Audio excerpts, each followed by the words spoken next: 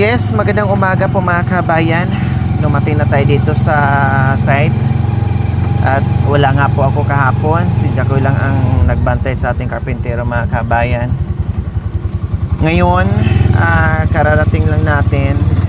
Lumabas din tayo agad dahil nag-request ng pahabol na semento po mga kabayan para matapos na po nila. So ganun kaliit mga kabayan, no? Pero nakasyam na semento kasi 7, tapos ay mga 10, no? Mga 10 semento po mga kabayan. Ganun lang ka liit yung ginawa nila, pero ang daming semento na nagamit na mga kabayan. Tapos magpahabol pa tayo ngayon. Lalabas tayo naka motor mga kabayan dahil inayos yung maliit natin sa sasakyan. Tapos yung isa naman ay nasa casa pa. Wala pang update sa atin kung kailan natin makuha yung pick up mga kabayan. Ganun naman din kahit nandito yon, hindi naman makapasok dyan dahil maraming double parking. Mahirapan kahit nga yung maliit mga kabayan, mahirapan din. So ayan po mga kabayan, kaya salamat sa ating mga mapagmahal na mga sponsors. Ayan na po, agad-agad ginawa po natin yung kwarto sa likuran ng bahay ni Kuya Jerome po mga kabayan.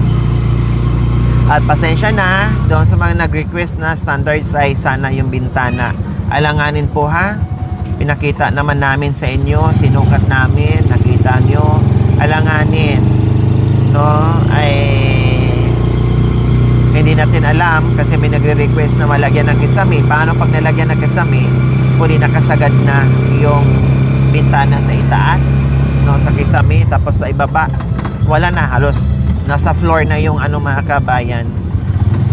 Mahirap yung yung size, no, kaya yun lang talaga yung kaya ng laki na kahit paano ay hindi naman papangit tingnan na ipilit natin yung malaking bintana. So buti na lang dumating ako kanina ay hindi pa totally na napalitadahan. Kung medyo tanghali ako dumating, wala, pero bagbagin pa rin po yun para malakihan natin yung bintana. So okay na po yun, no, ayos na po yun. Hindi ko alam, bumaghapon pagkatapos na yun nila. Inantay lang itong pahabol natin na semento po mga kabayan. Maraming salamat.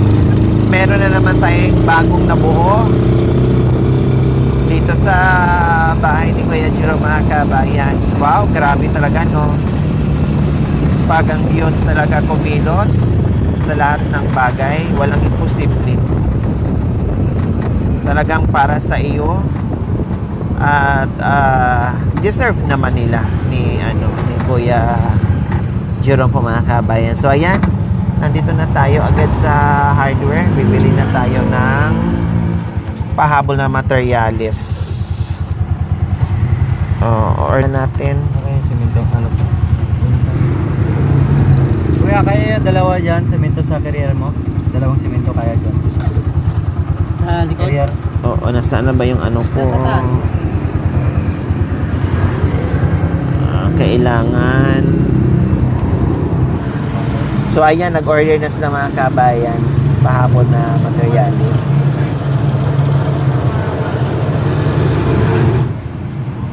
Dito kami sa Suki mga kabayan para hindi na tayo lalayo at hindi na tatagal yung oras. Kung saan tayo malapit at medyo makamura, doon tayo mga kabayan.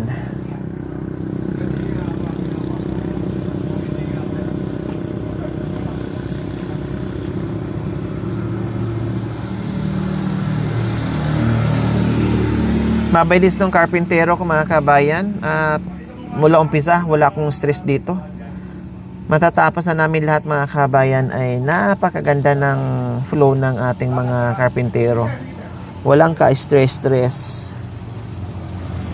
Sana ganyan lahat ng karpintero mga kabayan, no? Yung bang madaling kausap, hindi hassle, hindi yung magaling bumali tapos tamad. kumilos, mabagal kumilos. Dapat pag mabilis bumali, mabilis din kumilos. Kaya lang wala na. Pag naubos, pagod na.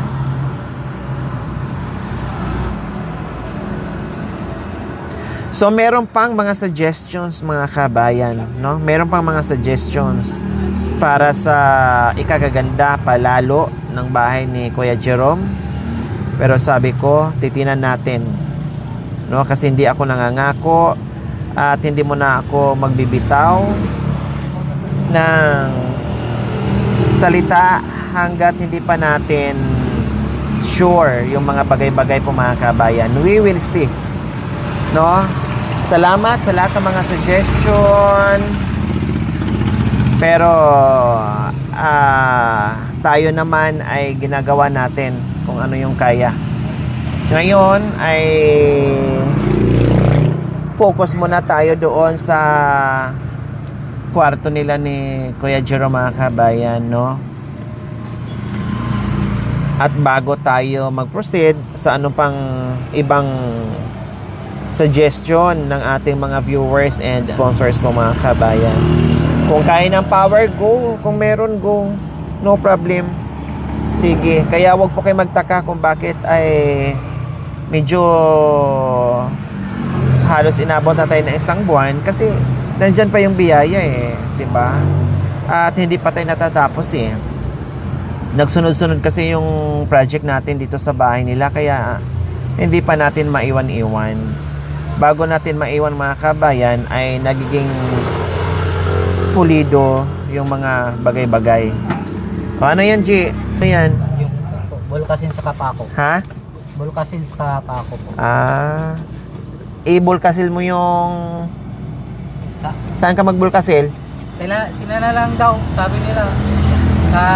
Pagkatapos yung sa likod, walasan na pati yung sa harap. I-bulkasil na rin nila yung ano? Opo. Yung itaas sa kwarto nyo, pati yung terrace. Opo. Kaya ilang piraso binili mo? Dalawa pong pinili. Malaki naman. Kasya na yan? Kasya na ito, malaki. Yung pako, ano, saan gagamitin yung pako sa kahoy, pangkahoy yan? Sa kahoy po yan. Yung sa pangyero, meron? Meron na po na doon. Okay. Meron po doon. Marami pa. Sige.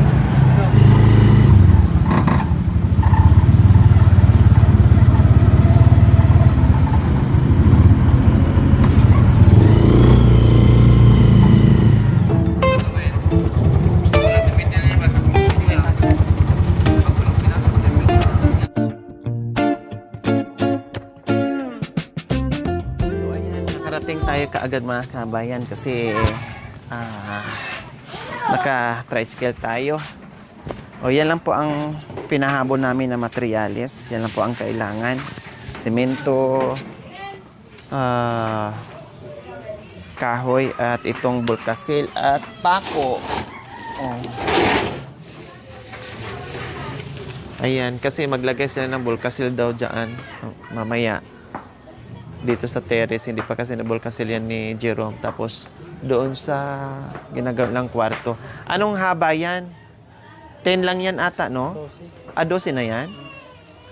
Parang ano lang, no? Parang 10 lang.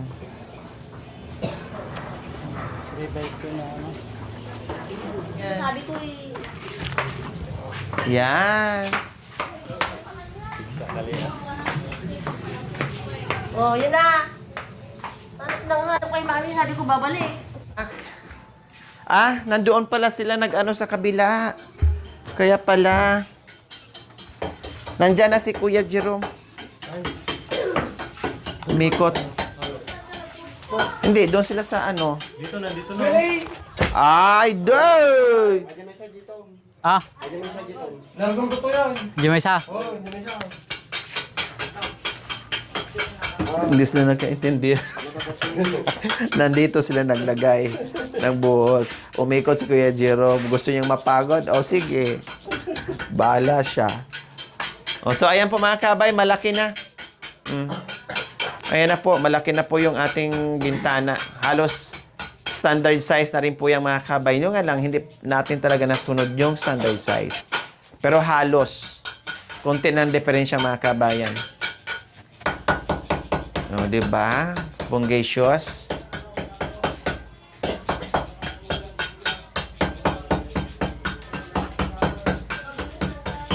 Hindi nga 12 yun. 10 lang yun. Tingnan mo. Dugtungan na naman natin. Ang haba niya, no? Kung 12. Yun na eh. Ganun lang. 10 lang yun.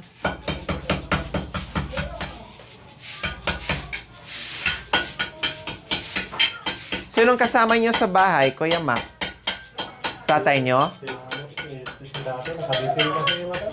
Ha? Nakaditin si tatay naman. Saan?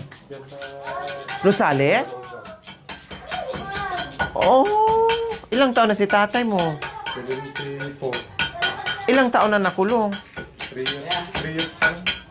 74, kundi 71 siya nung nakulong? Matanda na. Kawawa naman si tatay. Medyo kang mata. Tapos si nanay niyo na kasama niyo dyan. Wala. Oh. So ayan, dumating na at ginawa na rin kaagad ni Kuya Mac.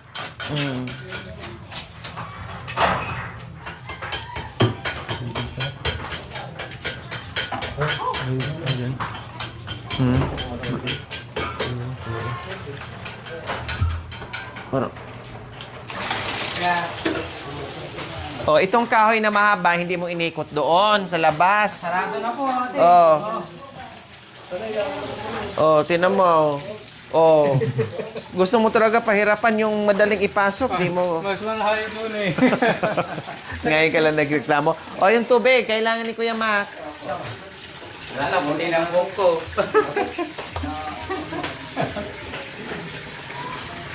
Siyempre, pumuti na yung buhok mo dahil hindi ka na naman naligo. Naligo naman! Hindi halata. Oo, sabi ni Kuya Mac, hindi pa. Nakarang araw pa daw yun. Sabi mo, Naligo na ba siya? hindi pa. Oo. Nakarang araw pa, no? Hindi na naligo yan. Oo. Kaya pala hindi ka nakakatabi eh, kasi hindi ka naliligo. Tabi kami kagabi yan. Ay! Naka-score na siya kagabi. Naka-school, wala naman.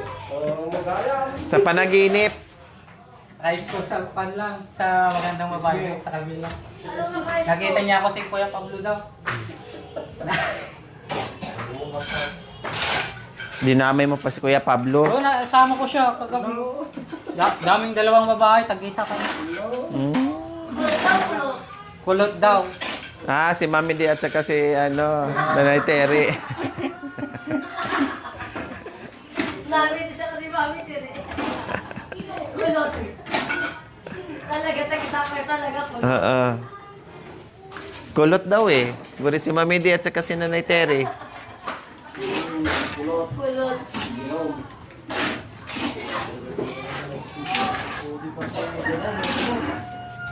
Kulot na orok mo.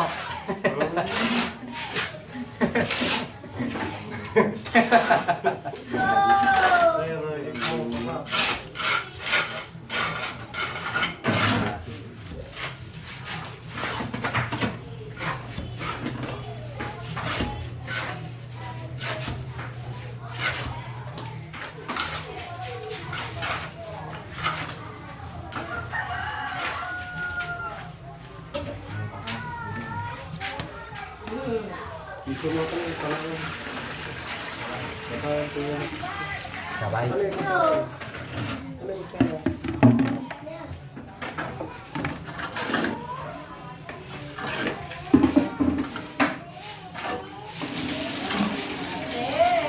Ulit, naka-sting na.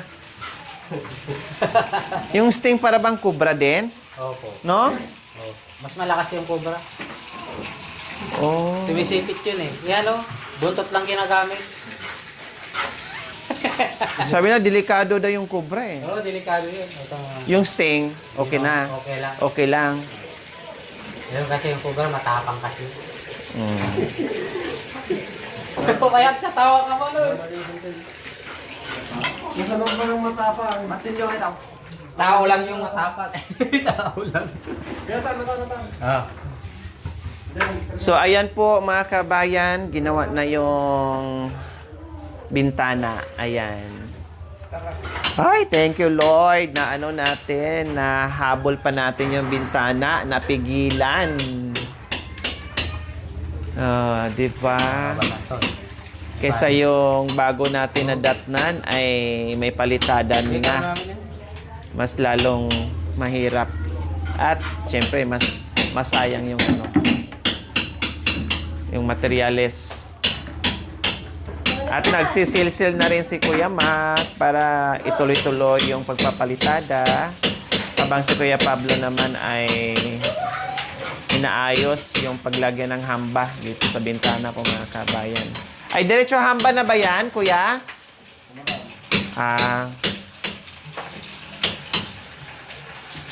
Kasi ano nakita ko nasa itaas malinis eh.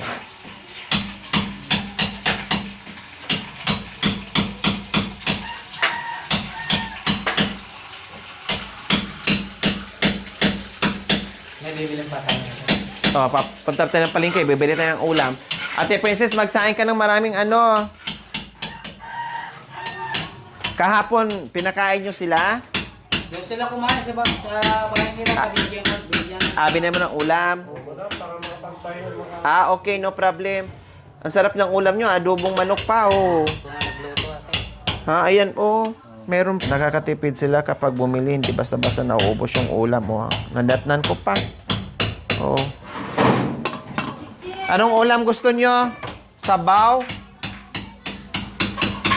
Madam, sinabawan para mas maganda. Karning baboy? Buto-buto o ano? Anong gusto nyo? Wala na palang paa ngayon. Wala nang ano ngayon. Pata dahil tanghali na. Basta sabaw na lang.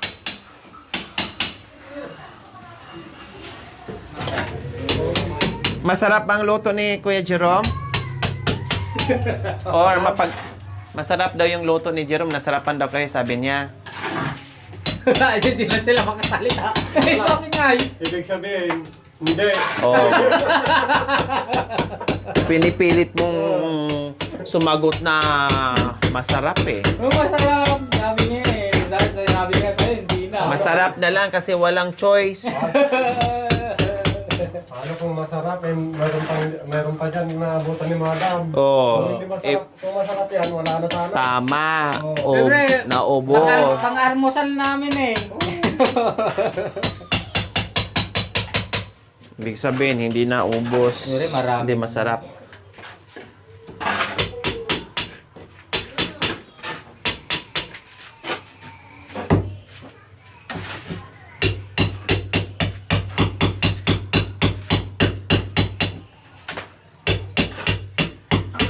Sinilsilan po. No, sinilsilan para walang bukol-bukol. Ayan. Kasi pag hindi mo bawasan yung mga Bukol-bukol. Pangit kasi Madam. pangit siya, bukol-bukol na siya. Kaya naman kay Engineer Jerome. Engineer ha? Linis mabuti.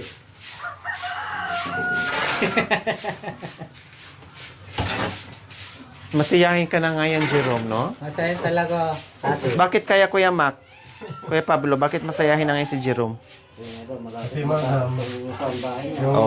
Alam na alam ni Kuya Pablo. Yung dating lumalantang, medyo nakakaginawa na kasi nadiligan na. Oo. Kasi Tama. Yung nalalanta daw dati na dilingan kaya nabuhay. Dahil sa init, Kuya Mac, no? Kaya nga eh. Yung dating nalanta daw, nadiligan na buhay. Kaya, totoo nga naman, parang bulaklak ni. Yung nasabi sa akin, halaman. talong. Yung sa pumipidal ako. Oh. Sabi niya sa akin, talong daw yung pangalan ko dun. Bakit naging talong na naman? Yun nagpipitas ako dati ng... Kilala ka sa Talong Boy. Opo. So ngayon, Hindi na po talong. hindi na talong. Ano na? Don na daw. Wow. Doon talong. Don talong pala. Alam niya pala. Si Don Talong pa din. Don talong pa rin eh. Siyempre, alam nga naman, malungkot ka pa rin, ang dami mo ng biyayang natanggap dito sa bahay mo. Siyempre, palitan mo ng saya, Alam nga naman makikita ng sponsor, malungkot ka pa rin, bonggesios na yung bahay mo. Hindi nga nalulungkot si Kuya Max at si Kuya Pablo. Ikaw pa kaya? Hindi naman ako malungkot, masaya naman ako siya. Pero magiging masaya naman diyan sila ni Kuya Pablo. Very, very Masaya soon. sila sa akin. Nasayahan sila sa akin. Pag may tick si kuya, ayan yan. Nasasaya pa ako. Lumalakas. Huwag mo nang pilitin si Kuya Pablo dahil ilang beses na sabi sa akin, okay lang, madam. Walang problema. Huwag mo nang pilitin. Huwag mo nang pakialaman ng buhay niya, Jerome. Ay, oo po kasi. Baka siya ang may balak madam eh. Oh, bakit kayo may balak? Wala akong balak. Oo. Pag meron. Pag nakaharap si madam, pero pag nakatalikod, ang dami yung... Ayun lang. Talaga. Alam niya. Madagdagan yung best friend mo. Kilala mo ba yung best friend niya, Kuya Mac? Kuya Pablo? May best friend yan siya. Tagahilot. Yan lang madam. Oo, malaki. Oh, patay ka ngayon. Akala mo buti lang mabait yung best friend mo. Mapagmahal, matulungin. Oh, hindi kagaya ng asawa mo, bungangaan ka lang. Talaga, mami. Wow, ang sweet-sweet nyo ngayon, Narinig mo lang na may best friend si Kuya Jerome, dumikit ka na kaagad.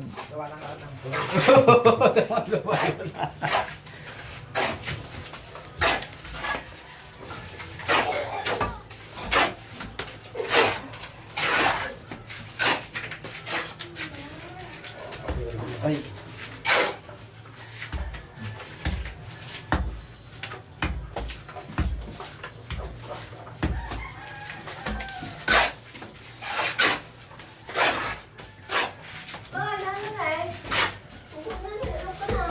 Ano kasi mga kabayan, kaya sabi na bakit mabilis daw silang gumawa. Ano kasi sila kumbaga kanya-kanya sila ng hindi yung nag-aantay yung isa or nagano. Kanya-kanya sila ng trabaho, kanya-kanyang portion. O diba, isa dito, isa doon. Kaya magtaka kayo kung bakit nagagawa nila kaagad. Yung yero natin, okay na yun, no, kuya? Okay na yun madam. Hatiin na lang. May kulay bang nabili mo? Pero yung paglalagay halimbawa ng kuya, kisame, kaya nyo na. Kasi kahoy lang naman yun, saka plywood. Parang gumawa ka lang din ng bubong. Kung halimbawa lang naman, kaya nyo na? Kaya na. O syempre, samahan mo, Siya lang ang mag-ano. Tinanong ko lang, para at least alam ko kung sakali. Hindi na ako maghahanap ng Sayang.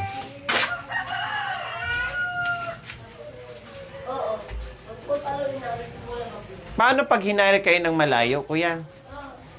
Like, halimbawa, pag may gagawin kayo bandang Pampanga, Hindi kasi pwede madam pagkatapos ng ganito, palay na naman, tanim na naman kasi. ay, nagtatanim din kayo ng palay. Saan? Yan sa namin. May palayan kayo? Mayroon pero yung uncle namin May-ari. kanila nagtatanim. Naglilibor. Ay, anong tawag dyan? Nagtatanim, ganun. Magbunot ng palay. Kailan naman yon? Pag pag lahat na naman kasi yung Tag-ulan. Pero pag wala pang ginagawa, nakakapagtrabaho kayo sa malayo. Siyempre, kasi sayang naman din.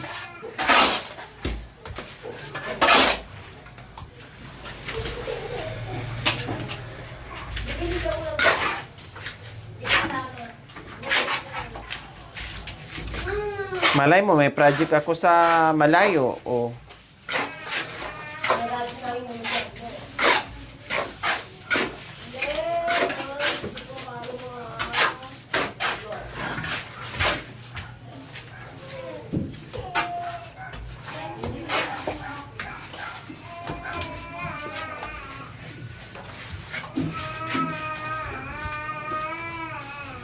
So ayan po, naihabol natin at nagawa kaagad ni Kuya Pablo and Kuya Mac. Kaya alis muna kami mga kabayan kasi ihanda ko na naman yung kanilang uulamin. Sabaw daw po. O sige, tulungan ko na lang si Jerome magluto para... Yan, para masarap mo na. Aday! Narinig mo kay Jerome? Narinig ko yan. Narinig mo sinabi ni Kuya Mac? Narinig ko yan. Sabi ko kasi, tulungan kita magluto. Nagpasalamat si Kuya Mac para daw sumarap kahit papaano. Okay. Okay daw. Huwag ka mareklamo, totoo yung sinabi nila. Ayaw niya yung luto ko eh. Huwag kang umangal. Thank you for watching. Don't forget to like, share, and subscribe.